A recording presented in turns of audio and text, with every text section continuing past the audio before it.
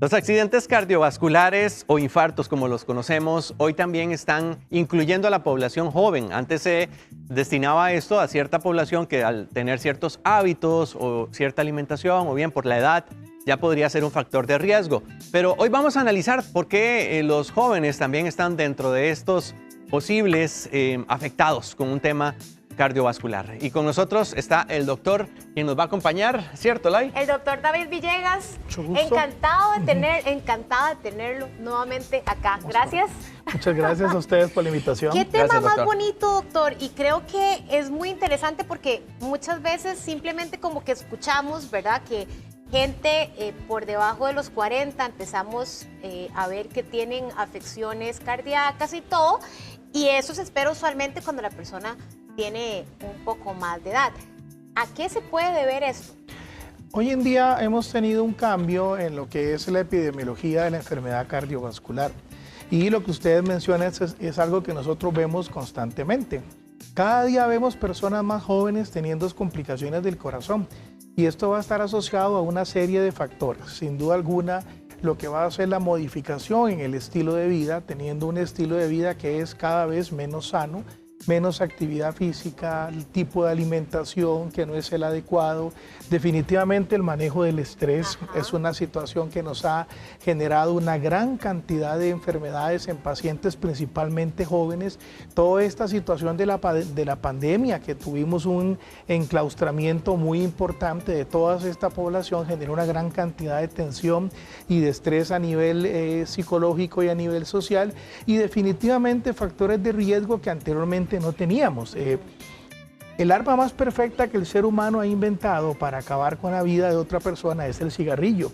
Bueno, creíamos que no habíamos inventado nada mejor, ahora tenemos algo mejor para eso, como es el vapeo. Definitivamente el vapeo ha venido a sustituir al cigarrillo como uno de los instrumentos que traducen un mayor riesgo de enfermedad cardiovascular. ¿Y quién es la población que está vapeando? ¿Cuál es el objetivo de las grandes compañías? Los jóvenes principalmente. Doctor, una pregunta. Cuando hablamos de jóvenes que se están viendo afectados por este tema de salud cardiovascular, ¿de qué rango de edad más o menos incluyen? En términos generales, para hablar de una persona joven, tanto las asociaciones mundiales como a nivel nacional, hablamos de personas de menos de 40 años. Ese es como el rango de edad a partir de la cual nosotros decimos que es un paciente adulto joven. Y la gran mayoría de las guías de manejo de enfermedad cardiovascular, llámese la americana, llámese la europea, marcan un punto antes y después de los 40. Y ellos son claros en decir que una persona mayor de 40 años debería tener una valoración cardiovascular, porque ya entra dentro del periodo que llevamos, ya dejó de ser el paciente joven y ya se convierte en un paciente en donde el riesgo cardiovascular puede venir a jugar un papel muy importante. Doctor, Uy, uy, uy. Qué interesante esto que usted habla del vapeo, porque creo que es un tema que poco se trae a la mesa. Creo que no se le da como tanta visibilidad y tal vez como no huele o tiene olores muy ricos, es más aceptado. Pero creo que como es tan nuevo, quizás no hay estudios todavía como a largo plazo de lo que esto puede ocasionar, ¿o sí? Es una situación muy interesante porque aquí lo que se ha visto es una falta de conocimiento con respecto a, ya inclusive en el año 2023, el Colegio Americano de Cardiología y la Asociación Americana de Hipertensión Arterial sacaron un documento en consenso con respecto al riesgo cardiovascular que traduce el vapeo. Y ellos documentaron que las personas que vapean van a tener un riesgo de hasta un 25-30% de tener un evento cardiovascular. Y vuelvo a insistir, ¿cuál es la población meta? Los jóvenes. Doctor, ¿y cómo podríamos diferenciar el caso de alguien que tal vez ya viene predispuesto con alguna situación de enfermedad cardiovascular o alguien que se le complica justamente por esos hábitos? ¿Hay algunos síntomas que empiezan a mostrarse o algunos exámenes que hacer? No podemos omitir la importancia de la herencia. La herencia es fundamental. Por ejemplo, si en tu familia una persona de primer grado de consanguinidad, llámese papá, mamá, hermano o hermana, tuvo un evento cardiovascular, una muerte súbita antes de los 40 años, automáticamente te traduce a ti en una persona de alto riesgo para poder tener un evento de esa índole. Entonces los antecedentes heredofamiliares van a ser muy importantes en el abordaje integral que tengamos que hacer de esas personas.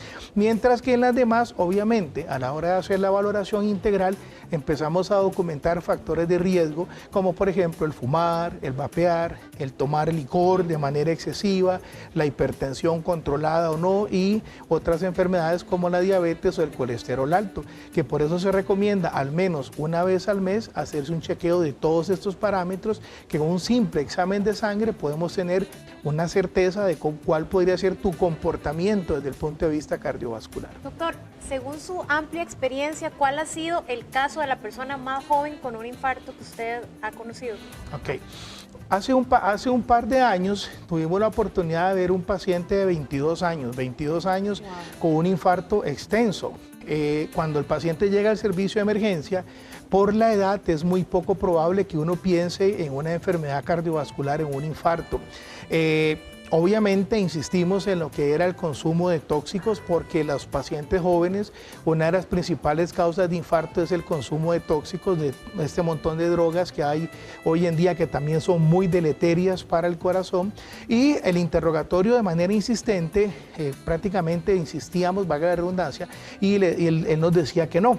Cuando empezamos a historiarlo de manera más detallada, nos dimos cuenta que él era una persona acérrima de hacer actividad física, del ejercicio, del gimnasio, y él nunca nos confesó absolutamente nada, pero la pareja de él sí nos trajo inclusive las ampolletas que él utilizaba para ir al gimnasio, en donde utilizaba grandes dosis de hormonas, de testosterona de bovino, se estaba inyectando para ir al gimnasio, y eso definitivamente le ocasionó un infarto extenso que lo marcó prácticamente para el resto de la vida. 22 años tenía. Doctor, ¿qué secuelas puede tener un paciente después? Los infartos, una de las grandes ventajas que tiene el corazón es que el corazón tiene una alta capacidad de recuperación. Y hoy en día tenemos una serie de medicamentos que se llaman medicamentos modificadores de la enfermedad. Es decir, el uso de estos medicamentos se traduce en una altísima probabilidad de que usted recupere la fuerza del corazón. Cuando yo le explico a los pacientes un infarto, yo les digo, es como perder un dedo o perder 2 dedos de la mano. Por más fuerza que ustedes tengan los dedos restantes, si usted le quitan 2 dedos, no va a tener nunca la misma fuerza que a la hora de apretar con los 5 dedos. Eso es un infarto. Tu corazón pierde la posibilidad y la fuerza de poder bombear la sangre con el tiempo. Un alto porcentaje de estos pacientes más adelante termina en una condición que se llama insuficiencia cardíaca, que es la fase prácticamente avanzada terminal de la enfermedad cardiovascular. Doctor, es interesante también analizar que en ocasiones tenemos que tomar en cuenta algunos síntomas porque la persona puede ser que se vea muy saludable o que esté muy bien, y más cuando son jóvenes, que son muy activos.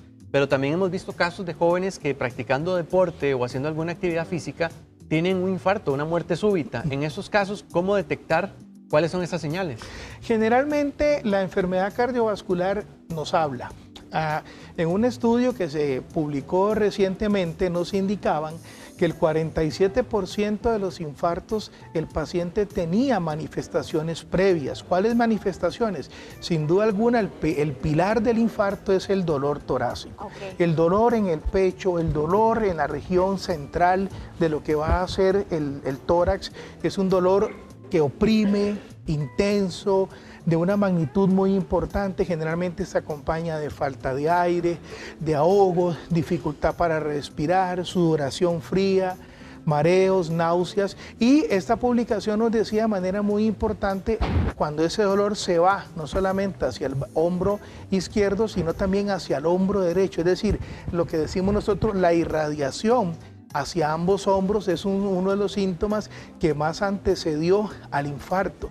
Y como te digo, el 47% de las personas tenían esos síntomas previamente, que van desde el dolor torácico a otros síntomas menos asociados, como la falta de aire, las palpitaciones que el paciente manifiesta, el ahogo, el cansancio y los episodios de alteración del estado de conciencia que se llaman síncope.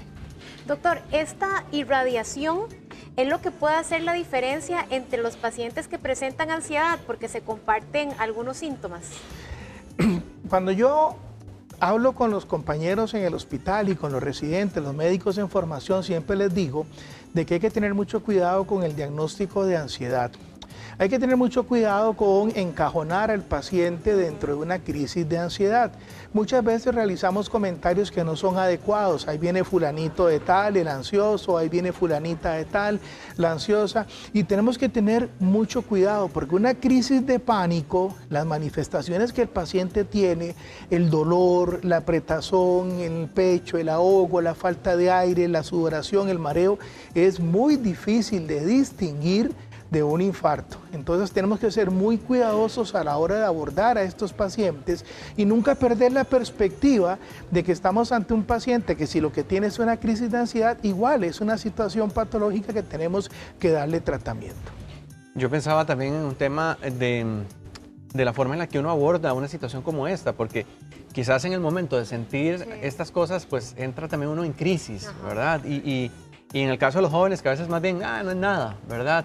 ¿Qué recomendarías en el momento de que algunas de estas señales o estas sensaciones, si lo puedo llamar así, se empiezan a manifestar? ¿Qué es lo que debe hacer la persona? Ok, es fundamental, idealmente, si empezamos a tener este tipo de molestias, que no logramos determinar cuál es la causa, lo ideal siempre es buscar una valoración integral, que nos valoren de manera integral, ya sea en la atención primaria, en la caja del Seguro Social o por cualquier medio, donde le hagan una historia clínica determinada, un examen físico completo, un electrocardiograma, porque es un tema que también viene mucho en este momento, es la cantidad de personas que practican actividad física en este país y no tienen ni la menor idea cómo están su capacidad cardiovascular. Nunca se han hecho un electrocardiograma, nunca han sido valorados, no conocen una prueba de esfuerzo y sin embargo van y hacen actividad física, corren 10, 20 kilómetros los fines de semana y después nos asustamos cuando salen los grandes titulares en los periódicos de que muere paciente por muerte súbita en tal o X actividad y nos resulta más fácil en las redes sociales culpar a las pobres vacunas, que eso demuestra un nivel impresionante de desconocimiento, culpar a las pobres vacunas y no hacer énfasis en lo que verdaderamente está causando la enfermedad cardiovascular.